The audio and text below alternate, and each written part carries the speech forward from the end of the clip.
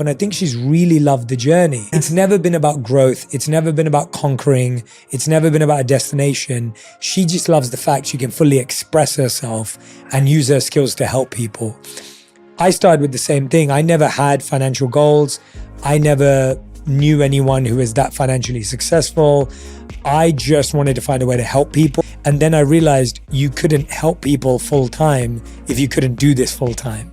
So you can have all the most noble reasons to do what you do. If you can't pay yourself and pay people to help you do it, you're not going to do it for that long. So I had to rewire my relationship with money because I used to believe that if you were doing good in the world, you had to be poor.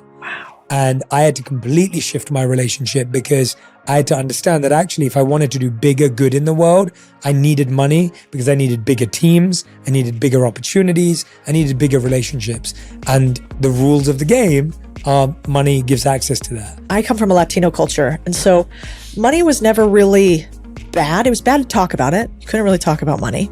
And it was bad to maybe have too much of it. That was like, oh, they're really rich. So how'd they get there? Same. You know? Same, very similar. Yeah. But my dad, which I'm so grateful, and if I have kids, I hope I can do the same thing. You know, if you want to be a good father to a daughter and you want your daughter to be really confident and have a ton of optionality, I'd model after my father. And what he always said is, well, you could be a princess, or you could also be the president. You know, you choose. and then so he's very cute.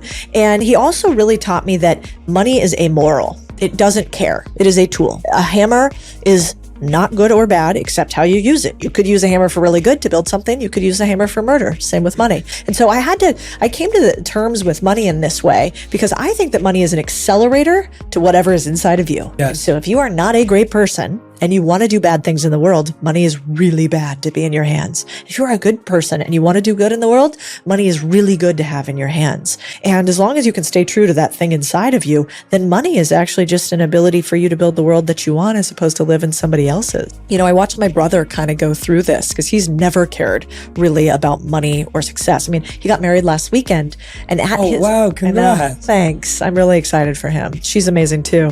And he said in his speech, he's like, before I met Athena, I used to think that I wanted to just kind of post up on a beach somewhere, drink beers. Like I didn't really want to build very much out of life. I wanted to just chill. And I'd never heard him say that out loud before. And he said, but then I met Athena. And now that's not enough. Now I want to build something. I want to build for her. I want to build for our kids. And I just watched him like turn into a little man, you know, in front of me, which was incredible.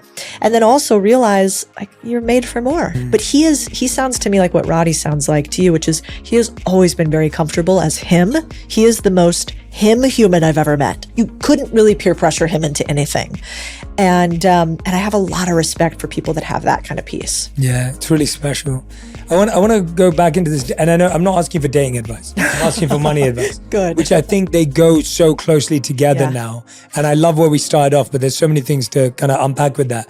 Who should pay on the first date, men or women? In my opinion, I think the person who asks for the date pays. I agree. Yep. Men versus women. Woman, if you're going to ask them out on a date, I think the expectation is at least men. If you're going to ask somebody out on the date, I think the expectation is do it. Yeah. I tend to be a traditionalist in some ways. I think sort of a high value man wants to support and protect his woman. Doesn't always have to be financially, but in some way, shape, or form. And a high value woman wants to do the same thing for her man, probably can't protect him as much. Like that's just our physiology, right?